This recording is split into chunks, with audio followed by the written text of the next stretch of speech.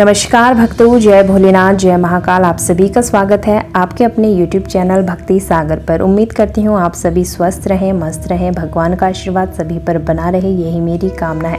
तो भक्तों, आज की इस वीडियो में हम बात करेंगे मोक्षदा एकादशी के बारे में। आज के इस वीडियो में हम जानेंगे यह एकादशी कब मनाई जाती है, इस दिन का शुभ मुहूर्त और पारण का क्या समय रहेगा, व्रत और पूजा विधि कैसे करनी है और इस व्रत का आखिर महत्व क्या है, और मोक्षदा एकादशी व्रत करने से हम सभी भक्तों को कौन कौन से फल प्राप्त होते हैं।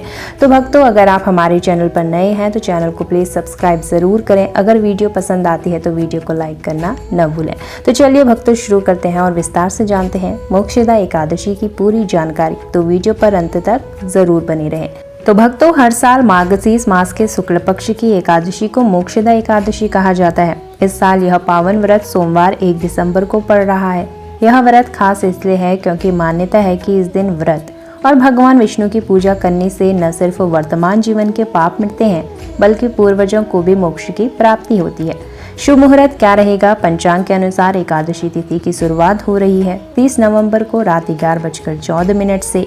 एकादशी तिथि की समाप्ति होगी 1 दिसंबर को रात 9:28 पर।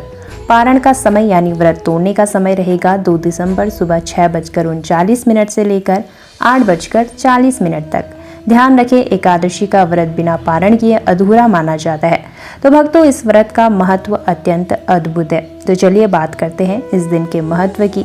मान्यता है कि इस दिन व्रत और पूजा करने से भक्तों के सारे पाप कट जाते हैं। सिर्फ इतना ही नहीं, अगर कोई व्यक्ति सच्चे मन से यह व्रत करता है तो उसके पूर्वजों की आत्मा को भी शांति और मुक्ति मिलती है।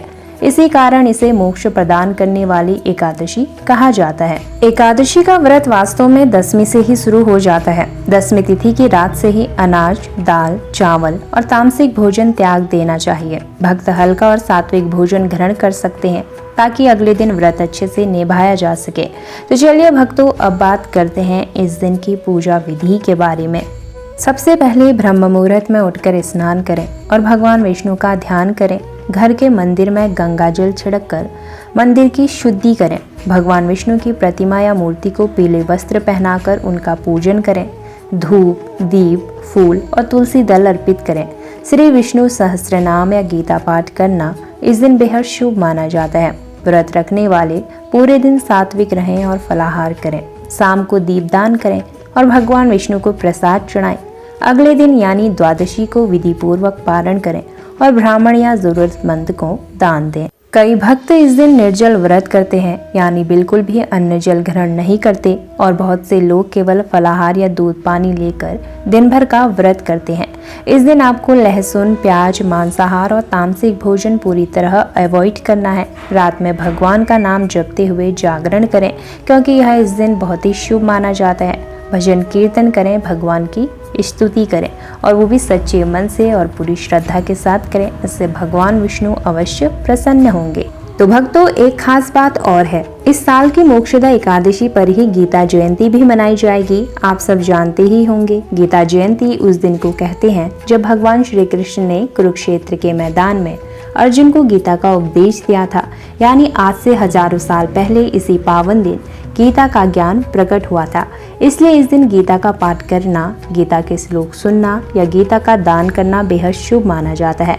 कहा जाता है कि इस दिन गीता का पाठ करने से मनुष्य को धर्म, अर्थ, काम और मोक्ष, इन चारों पुरुषार्थों की प्राप्ति होती है। इसलिए भक्तों, 1 दिसंबर को जब आप मोक्षदा एकादशी का व्रत करें, उसी दिन गीता जयंती भी मनाएं। भगवान श्री कृष्ण की पूजा करें, साथ में गीता के ज्ञान पर मनन करें और अपने जीवन में इसे उतारने का संकल्प लें। इससे न केवल आपके जीवन की समस्याएं दूर होंगी, बल्कि आत्मा को भी शांति और सही मार्गदर्शन मिलेगा। चलिए भक्तों, अब बात करते हैं आखिर मोक्षदा एकादशी का व्रत करने से हमें किस प्रकार के फल प्राप्त होते हैं।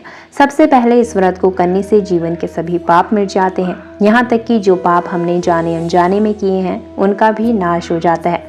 मान्यता है कि इस दिन का व्रत करने से हमारे पितरों को मोक्ष की प्राप्ति होती है। मतलब कि अगर कोई पूर्वज नरक लोक में हमारे कष्ट भोग रहे हो तो यह व्रत उसकी आत्मा को मुक्ति प्रदान करता है। जो भक्त सच्चे मन से यह व्रत करते हैं उनके घर परिवार में सुख, शांति और समृद्धि बनी रहती है। और सबसे बड़ा फल है मोक्ष, यानी जन्म मरण के चक्र से छुटकारा। इस व्रत को करने से आत्मा को परम शांति और ईश्वर की शरण मिलती है।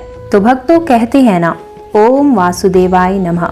व्रते मोक्षदा एकादश्याम पुण्यम लभते हरि, गीता जयंती स्मरणे जीवनम भवति शुभम।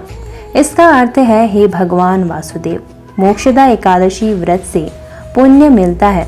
गीता जयंती का स्मरण करने से जीवन में शुभता और आशीर्वाद आता है। तो भक्तों, यह थी पूरी जानकारी मोक्षदा एकादशी के बारे में। कब मनाई जाएगी, इस दिन का शुभ मुहूर्त क्या रहेगा, आपको पूजा किस प्रकार से करनी है जिससे आपको पूर्ण आशीर्वाद प्राप्त हो सके। आप भी इस एकादशी के दिन व्रत करके भगवान विष्णु की कृपा जरूर प्राप्त करें और अपने जीवन को शुभ और मंगलमय बनाएं। अगर आपको यह वीडियो पसंद आए तो वीडियो को प्लीज़ लाइक ज़रूर करें। चैनल पर नए हैं तो चैनल को सब्सक्राइब करना ना भूलें। बेल आइकन ज़रूर दबाएं ताकि आपको हमारी हर नई वीडियोस की नोटिफिकेशन सबसे पहले मिल सके। तो फिर मिलते हैं अगली नई वीडियो में नई जानकारी के साथ। तब तक के लिए आप सभी को मोक्षदा एकादशी की हार्दिक शुभकामनाएं। जय श्री हरि, जय श्री नारायण, जय श्री कृष्णा।